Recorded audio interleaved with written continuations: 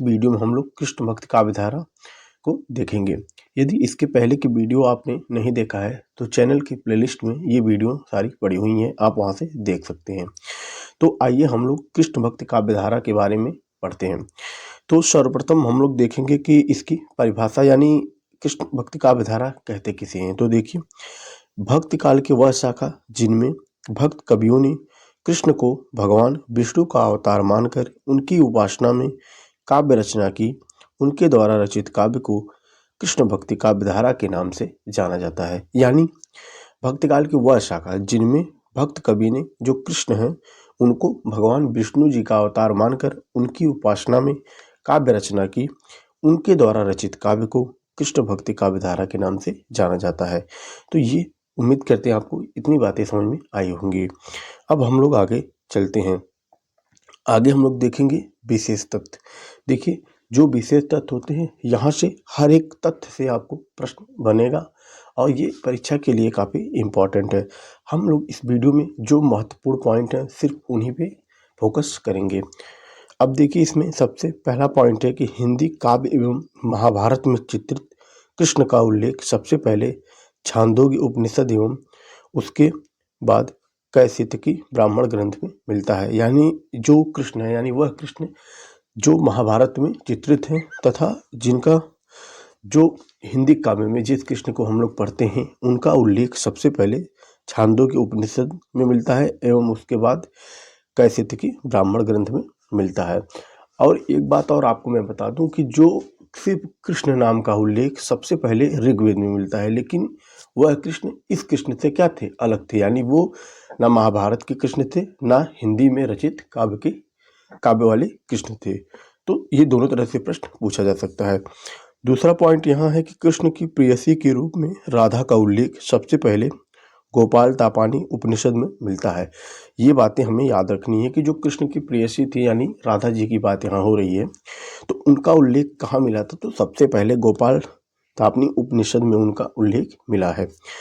तीसरी पॉइंट इसमें यह है कि इस काव्यधारा के प्रवर्तक वल्लभाचार्य हैं। यानी जो कृष्ण भक्ति काव्यधारा है उसके प्रवर्तक वल्लभाचार्य हैं। ये 3 पॉइंट काफ़ी इंपॉर्टेंट है। अब हम लोग आगे देखेंगे। देखिए, इसमें चौथी विशेषता ये है कि इस काव्यधारा की प्रतिनिधि कवि सूरदास जी हैं। यानी आप जानते हैं कि जो ये कृष्ण भक्ति काव्यधारा है उसमें सबसे सर्वाधिक चर्चित यदि कोई कवि है तो वो सूरदास जी हुए हैं और वो इस काव्यधारा के प्रतिनिधि कवि माने जाते हैं। अब हम लोग आगे देखेंगे 5वां पॉइंट। संपूर्ण कृष्ण भक्ति काव्यधारा का आधार श्रीमद् भागवत पुराण है। इस ग्रंथ में राधा का उल्लेख नहीं है। अब देखिए, हमें ये सारी पॉइंट हमें याद रखना है कि जो संपूर्ण जो कृष्ण भक्ति है उसका आधार क्या है, तो उसके काव्य का आधार श्रीमद् भागवत पुराण है और उस ग्रंथ में यानी जो श्रीमद् भागवत पुराण है उस ग्रंथ में राधा जी का उल्लेख नहीं है। ये भी बात हमें याद रखनी है। छठा पॉइंट की बात करेंगे तो सगुण भक्ति कृष्ण भक्ति से संबंधित सबसे प्राचीनतम संप्रदाय निम्बार्क संप्रदाय है। अब देखिए, जो कृष्ण भक्ति काव्यधारा हम लोग पढ़ रहे हैं इसमें आगे हम लोगों को कृष्ण भक्ति काव्यधारा से संबंधित संप्रदाय में मिलेंगे, जहाँ पे हम लोग एक एक संप्रदाय को अच्छे तरीके से देखेंगे। तो उसमें कहा है कि जो कृष्ण भक्ति है उससे संबंधित सबसे पुराना या प्राचीनतम संप्रदाय निम्बार्क संप्रदाय है। 7वां पॉइंट इसमें है कि हिंदी में कृष्ण को काव्य का विषय सबसे पहले विद्यापति ने बनाया था। तो ये बात हमें याद रखना है कि जो हिंदी में श्री कृष्ण को काव्य का विषय किसने बनाया, तो विद्यापति ने बनाया। आप जानते हैं कि जो विद्यापति की पदावली है वह हिंदी की प्रथम रचना है जिसमें सबसे पहले श्री कृष्ण का चित्रण हुआ है। ये भी बात आपको याद रखनी है। देखिए, ये जो वीडियो हमारे बनाने का उद्देश्य सिर्फ यही है कि कम से कम शब्दों में और ज़्यादा से ज़्यादा हम लोगों को ज्ञान देना है और समझना है, क्योंकि जो कृष्ण भक्ति काव्यधारा ये पढ़ने के लिए तो काफ़ी लंबी है, लेकिन हम लोग यहाँ वही पॉइंट पढ़ेंगे जो परीक्षा की दृष्टि से इम्पोर्टेंट होता है। और इस चैनल के प्लेलिस्ट लिंक में आपको एक लिंक दिया गया है, इस वीडियो के डिस्क्रिप्शन में मैं आपको दे दूंगा और चैनल पर भी आपको टेलीग्राम का लिंक दिया हुआ है, आप उसे ज्वाइन कर ले। वहाँ पर अनेक प्रकार की PDF आपको मिल जाएंगी और इससे भी रिलेटेड कोई चीज़ होगी तो हम आपको वहाँ पर प्रोवाइड करा देंगे। अब हम लोग आगे देखेंगे। इसमें यानी कृष्ण भक्ति काव्यधारा की विशेषताएं क्या हैं। अब तक हम लोगों ने उसके मुख्य तथ्य को देखा, अब हम लोग देखेंगे विशेषताएं। तो सबसे पहली विशेषता इसमें है कि कृष्ण की विष्णु के रूप में प्रतिष्ठा है। हमने आपको पहले ही बताया कि जो यह कृष्ण भक्ति काव्यधारा है उसमें जो भक्त कवि हैं उन्होंने कृष्ण जी को भगवान विष्णु के अवतार के रूप में उनकी उपासना की है। तो यहाँ जो कृष्ण है उनकी विष्णु के रूप में प्रतिष्ठा है। दूसरा पॉइंट इसमें यह कि वात्सल्य एवं श्रृंगार रस की प्रधानता है, यानी जो यह कृष्ण भक्ति काव्यधारा है इसमें सर्वाधिक वात्सल्य एवं श्रृंगार रस की प्रधानता है। तीसरा पॉइंट यह है कि मुक्तक एवं गीति काव्यों की प्रधानता है, यानी यहाँ भी मुक्तक काव्य और गीति काव्य ज़्यादा लिखे गए हैं। चौथा पॉइंट है कि ब्रज भाषा का प्रयोग। और पांचवा पॉइंट है कृष्ण के लोक रंजक रूप का चित्रण है, यानी जो कृष्ण भगवान श्री कृष्ण है उनके बहुत ही सुंदर रमणीय दृष्टि और चित्र का यहाँ पर अच्छे तरीके से वर्णन किया गया है। छठा पॉइंट है कि स्वांत सुखाय काव्य रचना। यहाँ पे स्वांत सुखाय मतलब आत्मिक सुख के लिए, यानी हम कह सकते हैं कि जो रचनाकार है उन्होंने स्वयं के सुख के लिए इस काव्य को रचा है। सातवां पॉइंट इसमें यह है कि तात्कालिक लोक संस्कृति का इसमें चित्रण है। और यहाँ पर एक बात आप याद रखेंगे कि जो राग रागनियों की भी यहाँ प्रधानता है। अब हम लोग आगे देखेंगे कृष्ण भक्ति से संबंधित संप्रदाय। अब यहाँ ये इम्पॉर्टेंट पॉइंट काफ़ी है कि जो कृष्ण भक्ति है उससे संबंधित संप्रदाय देखेंगे तो निम्नलिखित 5 संप्रदाय यहाँ नीचे दिए गए हैं, संप्रदाय है और उनके प्रवर्तक हैं। तो सबसे पहला जो संप्रदाय आता है वो होता है निम्बार्क संप्रदाय, जिसके प्रवर्तक हैं निम्बार्काचार्य। दूसरे पे आते हैं राधा वल्लभ संप्रदाय, जिसके प्रवर्तक हैं हित हरिवंश, यानी जो गोस्वामी हित हरिवंश जी हैं वो राधा वल्लभ संप्रदाय के प्रवर्तक हैं। निम्बार्क संप्रदाय को हंस या सनक संप्रदाय के नाम से भी जाना जाता है। तीसरा पॉइंट इसमें है कि वल्लभ संप्रदाय, जो देखिए जो वल्लभ संप्रदाय है उसके प्रवर्तक है वल्लभाचार्य जी। चौथे पे आता है सखिया हरिदासी संप्रदाय, इसके प्रवर्तक हैं स्वामी हरिदास। सातवें पे आता है गौड़ीय संप्रदाय, जिसके प्रवर्तक हैं चैतन्य महाप्रभु। अब हम लोग देखिए यहाँ जो प्रवर्तक हैं, अब इससे संबंधित एक एक जो संप्रदाय है उसको हम लोग इस वीडियो में देखने वाले हैं। तो इस वीडियो में हम लोग सिर्फ जो सबसे प्रमुख संप्रदाय है यहाँ वल्लभ संप्रदाय, जिसमें संबंधित सूरदास जी हैं और अष्टछाप के कवि भी इसी संप्रदाय से संबंधित है। तो हम लोग इस वीडियो में सबसे पहले वल्लभ संप्रदाय और उससे संबंधित जितने भी कवि हैं उनको देखेंगे, और आगे की वीडियो में हम लोग और भी जो संप्रदाय बच रहे हैं यानी निम्बार्का, राधा वल्लभ, हरिदासी और चैतन्य, ये जो संप्रदाय बच रहे हैं इनको हम लोग आगे के वीडियो में देखेंगे। तो आइए शुरू करते हैं इसके बाद के संप्रदाय को।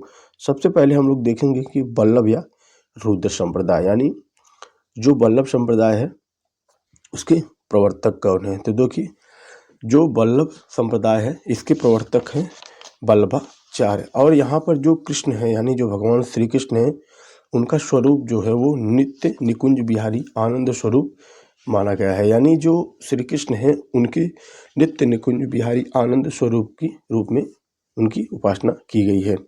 हम देखेंगे कि इसके आगे का यानी जो वल्लभ संप्रदाय है उसका दार्शनिक आधार क्या है। तो यहाँ पे उनका दार्शनिक आधार है शुद्धाद्वैतवाद।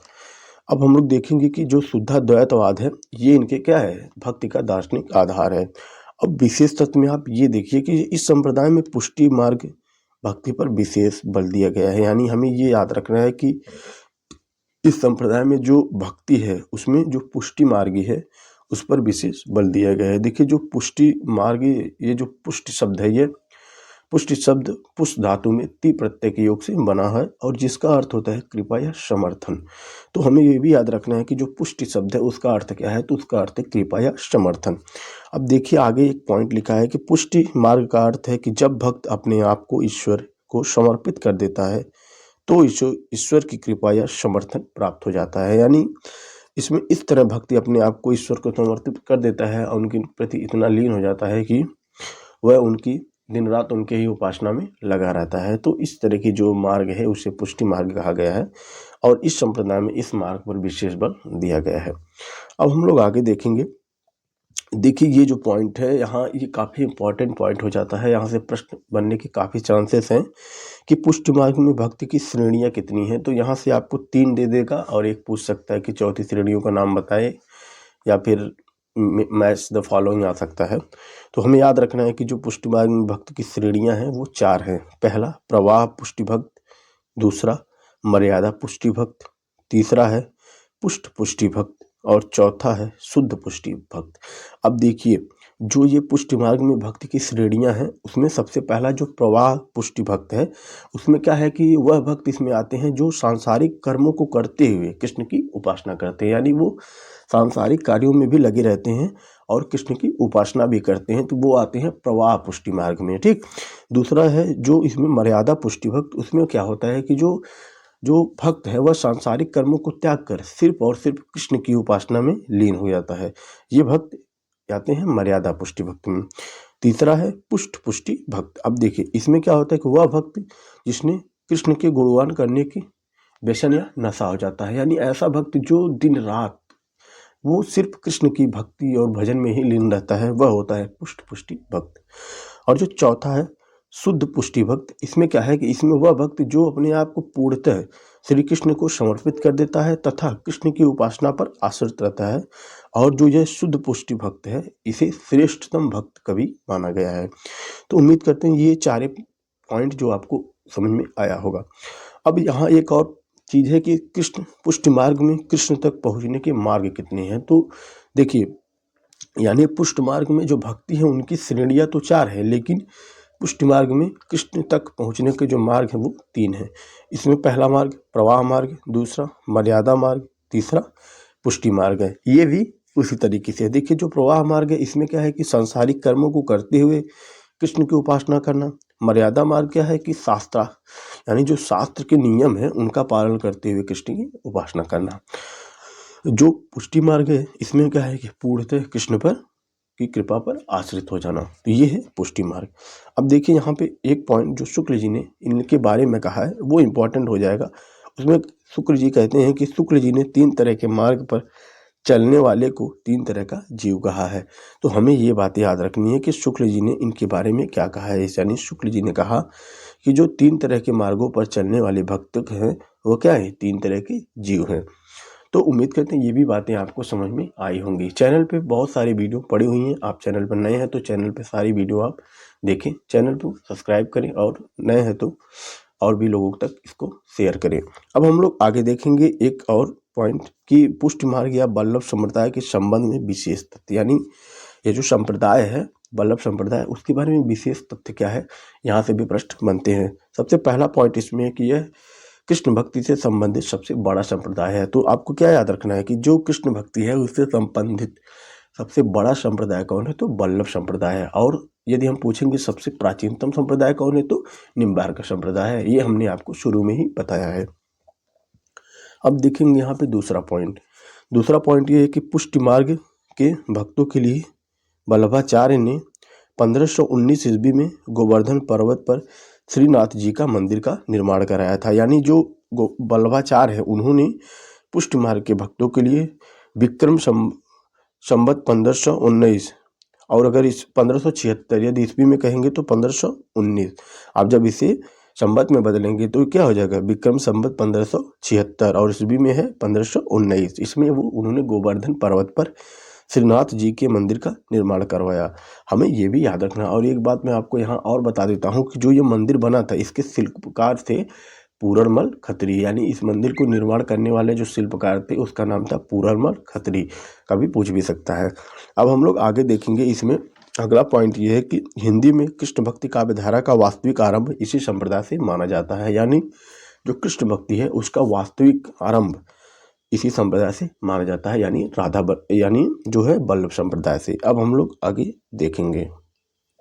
देखिए, चौथा पॉइंट इसमें इंपॉर्टेंट हो जाता है कि वल्लभ संप्रदाय या पुष्टि मार्ग के अंतर्गत ही 1565 ईस्वी में वल्लभाचार्य के पुत्र विट्ठलनाथ ने 4 अपने एवं 4 अपने पिता के शिष्य को लेकर 8 कवियों का एक मंडल बनाया, जिसे अष्टछाप या अष्टशतका के नाम से जाना जाता है। देखिए, परीक्षा में अष्टछाप से बहुत सारे प्रश्न बनते हैं, तो यहाँ पे हमने बहुत ही अच्छी तरीके से आपको अष्टछाप में जितने भी कवि हैं उनके क्रम भी आपको बताऊंगा, किस तरह उनका क्रम आपको याद रखना है।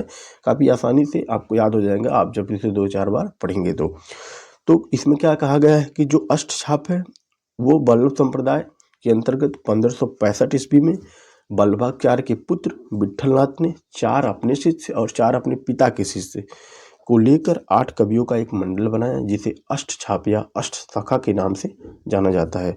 अब हम लोग देखेंगे कि अष्टछाप में कवि कौन कौन आते हैं। तो देखिए, सबसे पहले वल्लभाचार्य के शिष्य कौन कौन से हैं ये देखेंगे। तो इसमें आते हैं कुंभन दास, सूरदास, परमानंद दास और कृष्णदास। तो ये हो गए वल्लभाचार्य के शिष्य। अब हम लोग आगे देखेंगे। आगे में हम लोग देखेंगे कि जो विट्ठलनाथ के शिष्य कौन इसमें है, तो वो है गोविंद स्वामी, छीत स्वामी, चतुर्भुज स्वामी और नंददास। तो ये किनके शिष्य हैं? ये शिष्य हैं विट्ठलनाथ के। अब देखिए, अब यहाँ एक पॉइंट ये है कि अष्टछाप के कवियों को कालक्रमानुसार याद करने की ट्रिक। देखिए, जो प्रश्न जो बिहार में जो TRE 3.0 हुआ था, वहाँ पे प्रश्न ये पूछा गया था, जो एग्जाम हुआ था कि अष्टछाप के कवियों का क्रम पूछा गया था। हालांकि वहाँ कोई क्रम दिया नहीं गया था, मतलब ऑप्शन में इनमें से कोई नहीं सही था। तो वहाँ यहाँ से प्रश्न बने थे। तो हमें ये चीज़ याद रखनी है कि सबसे पहले कौन आता है और सबसे अंत में कौन आता है, ठीक है। तो इसके लिए हमने एक अच्छी सी ट्रिक बनाई है जो कि आपके लिए क्या है, इंपॉर्टेंट है। तो देखिए ट्रिक क्या है कि कुसूर परम कृष्ण बल्लभ को प्यारे, गोछी चना विट्ठल दुलारे। अब आपको यहाँ याद रखना है, मैं आपको समझाता हूँ कैसे याद रखना है। देखिए, कुसूर परम कृष्ण बल्लभ को प्यारे। अब यहाँ देखिए, जो बल्लभ शब्द है इससे क्या आ जाएगा कि वल्लभाचार्य के शिष्य। अब कौन कौन से, ये देखिए, कुसूर परम कृष्ण यानी कु से कुंभन दास, सूर से सूरदास, परम से परमानंद दास और कृष्ण से कृष्णदास। ठीक, ये हो गए किसके शिष्य? वल्लभाचार्य के। नीचे है गोछी चना विट्ठल दुलारे। और विट्ठल नाथ के जो शिष्य हैं उसमें आते हैं पहले गोवर्धन दास, ठीक, गो से आते हैं गोविंद स्वामी, छी से आते हैं छीत स्वामी, च से आते हैं चतुर्भुज दास, न से आते हैं नंददास। तो ये हो गए विट्ठल के 4 शिष्य और 4 शिष्य बल्लभ के, तो हो गए 8 शिष्य। ये 8 शिष्य हमें याद रखना है। जब आप 2-3 बार इसे पढ़ेंगे तो आपको याद हो जाएगा। कुसूर परम कृष्ण बल्लभ को प्यारे, गोछी चना विट्ठल दुलारे, कु से कुंभन दास, सू से सूरदास, परम से परमानंद दास, कृष्ण से कृष्णदास। ये वल्लभाचार्य के शिष्य हैं। गो से गोविंद स्वामी, छी से छीत स्वामी, चा से चतुर्भुज दास, न से नंददास। ये हैं विट्ठल के शिष्य। तो आपको इससे याद हो जाएगा। अब हम लोग आगे देखेंगे। सबसे पहले हम लोग देखेंगे कि जो अष्टछाप है इसके संबंध में विशेष तथ्य, यहाँ से भी प्रश्न बनते हैं। देखिए, सबसे पहला पॉइंट इसमें कि अष्टछाप के सर्वश्रेष्ठ या प्रतिनिधि कवि कौन है, तो वो सूरदास जी हैं। आप जानते हैं कि इस संप्रदाय यानी जो कृष्ण भक्ति काव्यधारा है इसके भी प्रतिनिधि कवि सूरदास ही माने गए हैं। तो यहाँ पे भी ये हम देखेंगे कि अष्टछाप के सर्वश्रेष्ठ या प्रतिनिधि कवि सूरदास हैं। दूसरा है कि अवस्था के आधार पर सबसे वरिष्ठ कुंभन दास हैं। कौन है? कुंभन दास। आप देखेंगे कि कुसूर परम कृष्ण बल्लभ को प्यारे, यानी वहाँ कुंभन दास, यानी कुंभन दास का नाम सबसे पहले आता है। दूसरा है कि अवस्था के आधार पर सबसे छोटे कौन है? नंददास हैं। गोछी चना, आप याद रखिए, चना ना से कौन?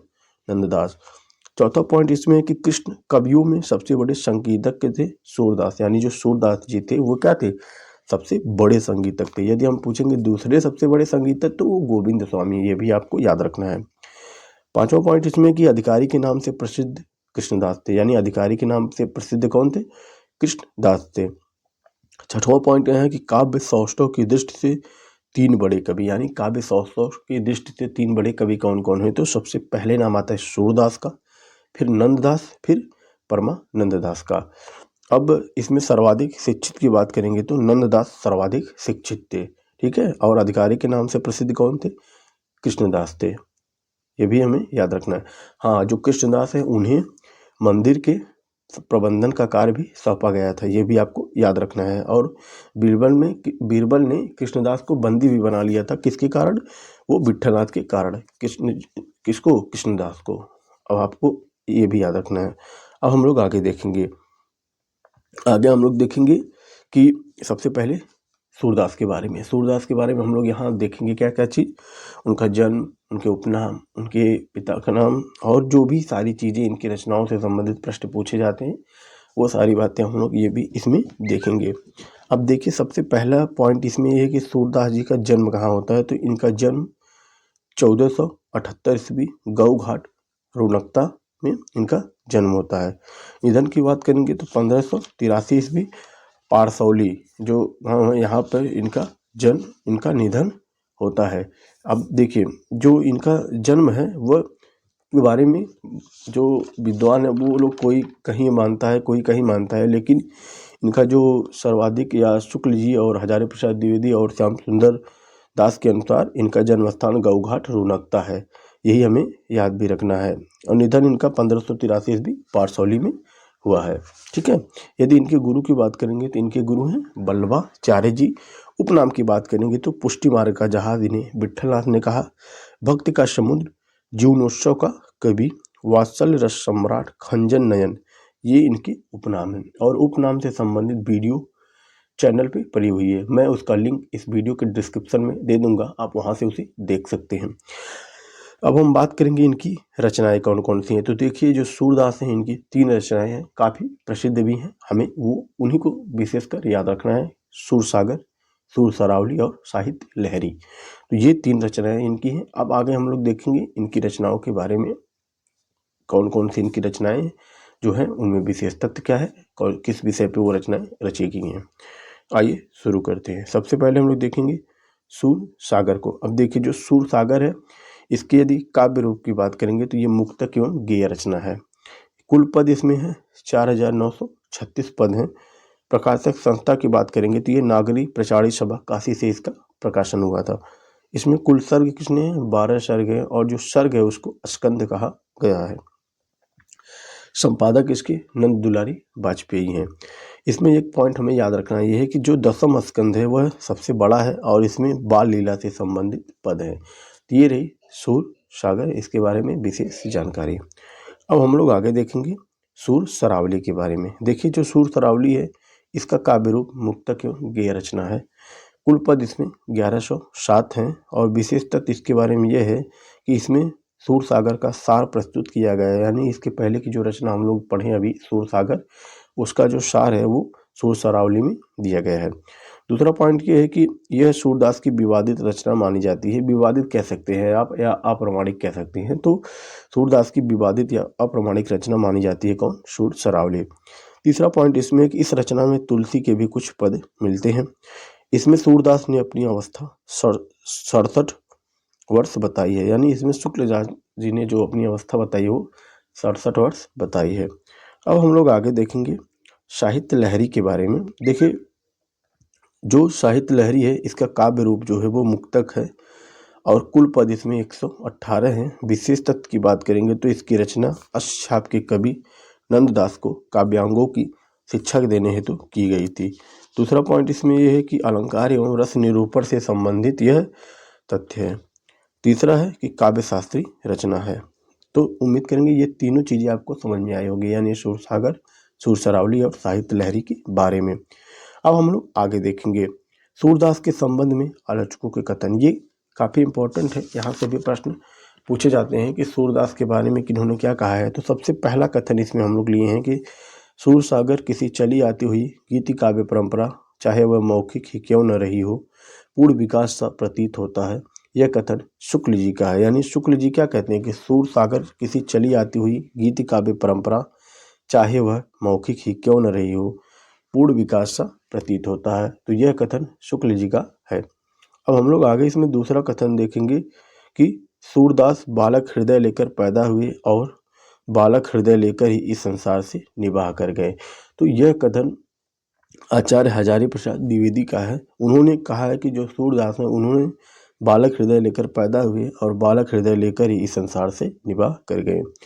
तीसरा पॉइंट इसमें है, तीसरा इसमें कथन है कि श्रृंगार और वात्सल्य के क्षेत्र में जहाँ तक इनकी दृष्टि पहुँची वहाँ तक और किसी कवि की नहीं। यह कथन शुक्ल जी का है और काफ़ी इम्पोर्टेंट कथन है। चौथा है कि सूर सागर अन्योक्त एवं उपालंब काव्य है। यह कथन है नगेंद्र जी का, यानी नगेंद्र जी ने कहा है कि जो सूर सागर है वह अन्योक्ति एवं उपालंब का काव्य है। अब हम लोग आगे देखेंगे।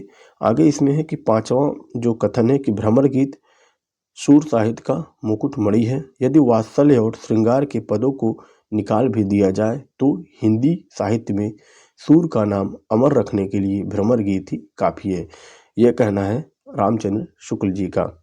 छठवां इसमें है कि सूरदास की रचना में संस्कृत की कोमलकांत पदावली और अनुप्रासों की वह जटा नहीं है जो हम तुलसी में पाते हैं। ये कथन भी शुक्ल जी का है। तो ये रहे 6 इंपॉर्टेंट कथन जो कि काफी प्रसिद्ध थे और परीक्षा के लिए महत्वपूर्ण थे।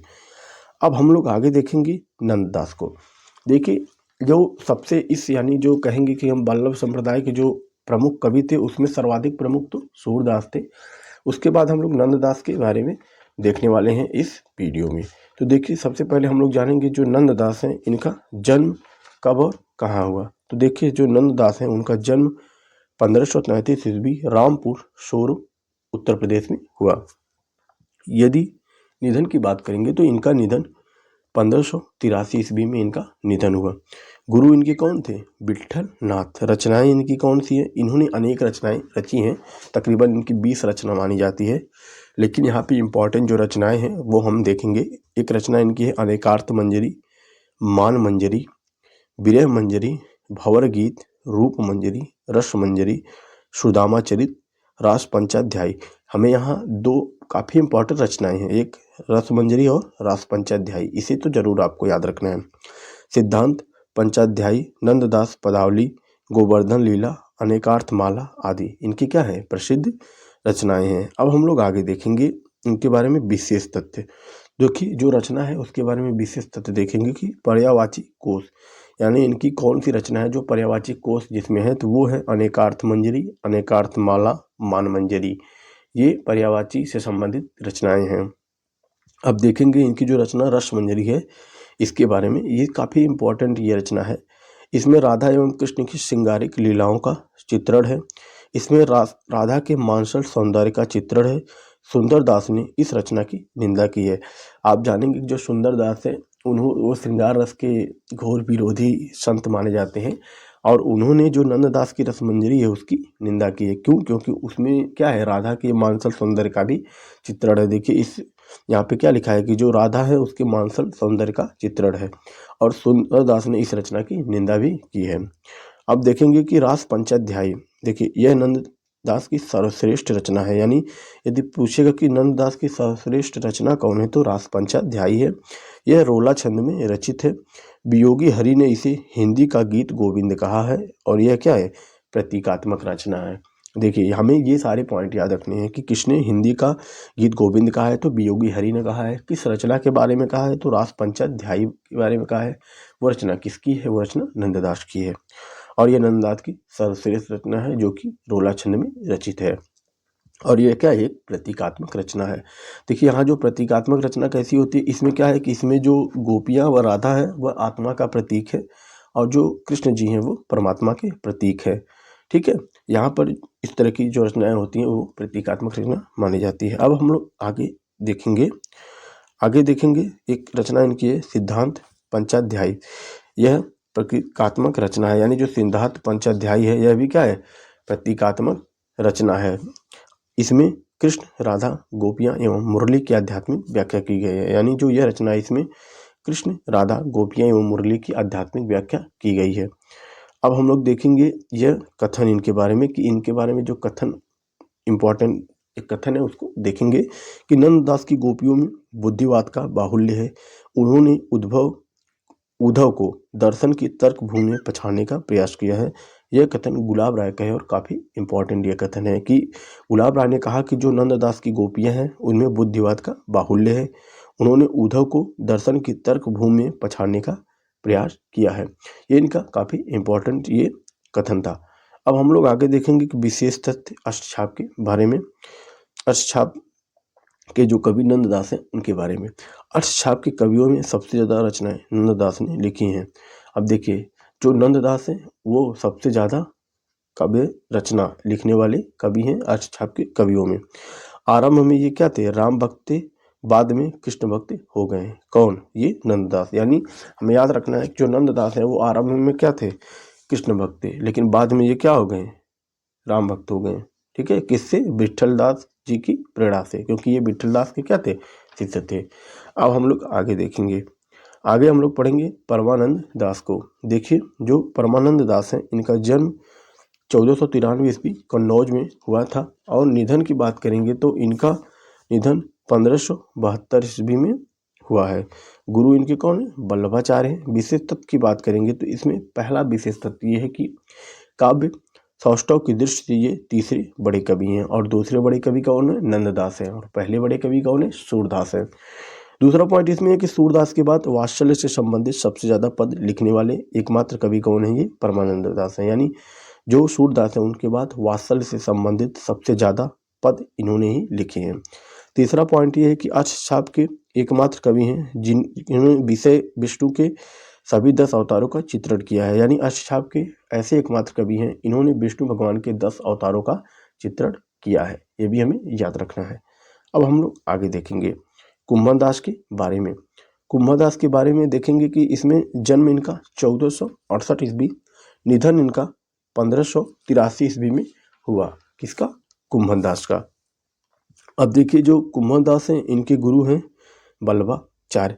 विशेष तत्व की बात करेंगे कि सबसे पहले 1492 में वल्लभाचार्य से दीक्षा ली।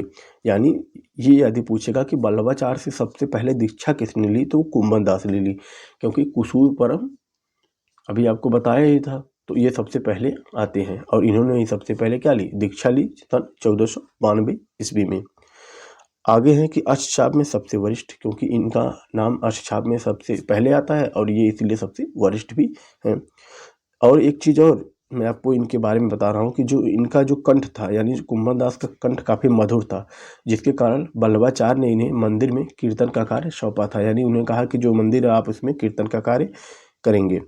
अब चर्चित पंक्तियां हैं कि संतन कहाँ सीकरी चौका, आवत जात पहानियाँ टूटी, बिसर गयो हरिनाम।